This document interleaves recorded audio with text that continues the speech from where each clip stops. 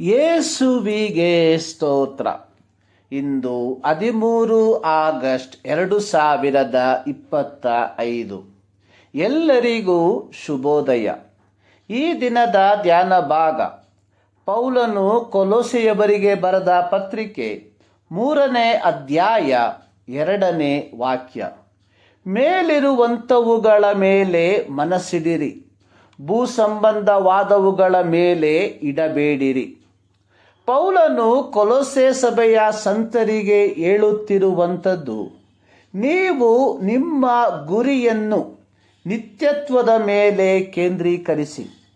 2 ಕೊರಿಂಥ 4ನೇ ಅಧ್ಯಾಯದ 18ನೇ ವಾಕ್ಯದಲ್ಲಿ ಪೌಲನು ಬರೆದಿರುವಂಥದ್ದು, ನಾವು ಕಾಣುವಂಥದ್ದನ್ನು ಲಕ್ಷಿಸದೆ ಕಾಣದಿರುವಂಥದ್ದನ್ನು ಲಕ್ಷಿಸುವವರಾಗಿದ್ದೇವೆ. ಕಾಣುವಂಥದ್ದು ಸ್ವಲ್ಪ ಕಾಲ ಮಾತ್ರ ಇರುವುದು, ಕಾಣದಿರುವಂಥದ್ದು ಸದಾಕಾಲವೂ ಇರುವುದು. ಪ್ರತಿ ಕ್ರೈಸ್ತಳು ಈ ಲೋಕದಲ್ಲಿ ಯಾತ್ರಿಕರು. ನಮ್ಮ ಗುರಿ ಅನ್ನುವಂಥದ್ದು ನಿತ್ಯತ್ವ ಅಥವಾ ಪರಲೋಕ ರಾಜ್ಯ. ತಂದೆಯಾದ ದೇವರು ನಮಗೆ ವಾಗ್ದಾನ ಮಾಡಿರುವಂಥದ್ದು ಇದೇ ಆಗಿದೆ.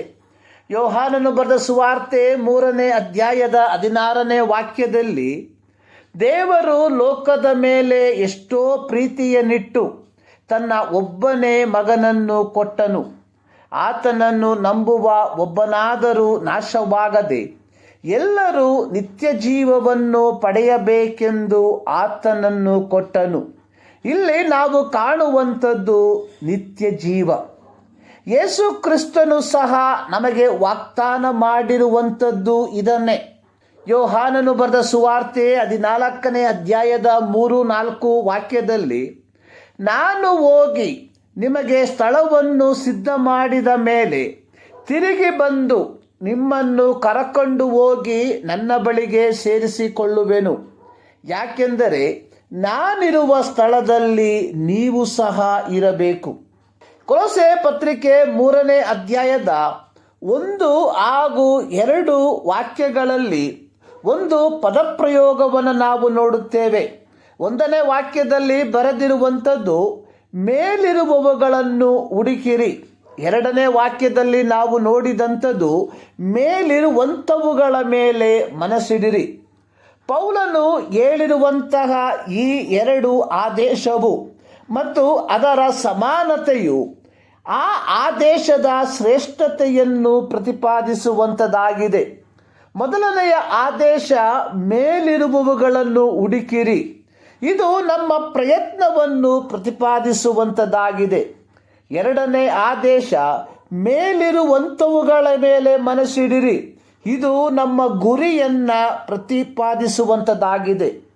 ಕೊಲೊಸೆ ಸಭೆಯಲ್ಲಿದ್ದ ಎಲ್ಲ ದುರ್ಬೋಧನೆಯನ್ನು ಖಂಡಿಸಿದ್ದ ಪೌಲನು ಮುಂದುವರೆಸಿ ಹೇಳಿರುವಂಥದ್ದು, ಲೌಕಿಕ ತತ್ವಜ್ಞಾನಕ್ಕೆ ಮೀರಿದ, ಅಂದರೆ ಕ್ರಿಸ್ತ ಯೇಸುವನ್ನು ಸತ್ತವರೊಳಗಿಂದ ಎಬ್ಬಿಸಿದ ಆತ್ಮನ ಬಲದೊಂದಿಗೆ ಈ ಲೋಕದ ಜೀವಿತವನ್ನು ನೀವು ಜೀವಿಸುವಂಥವರಾಗಿದ್ದರೆ ಈ ಲೋಕದ ನಿಮ್ಮ ಜೀವಿತ ಉತ್ತಮವಾಗಿರುತ್ತದೆ.